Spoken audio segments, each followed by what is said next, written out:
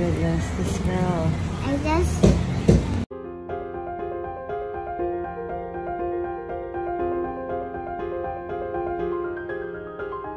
Hello at welcome back sa aking channel, Iya Villania reaction sa ginawa ng kanyang anak na si Alana.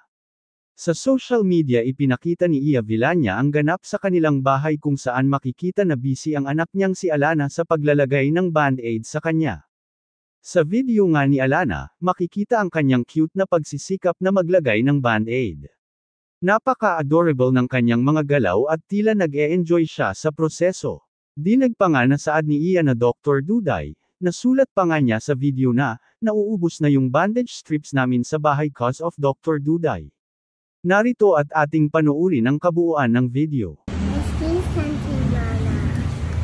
But I see something out. Oh my goodness, this girl. But I'm just gonna put, want to see. Okay, thank you, love. Okay, but let's save our band-aids for when Mama really has big sugat, okay? Thank you.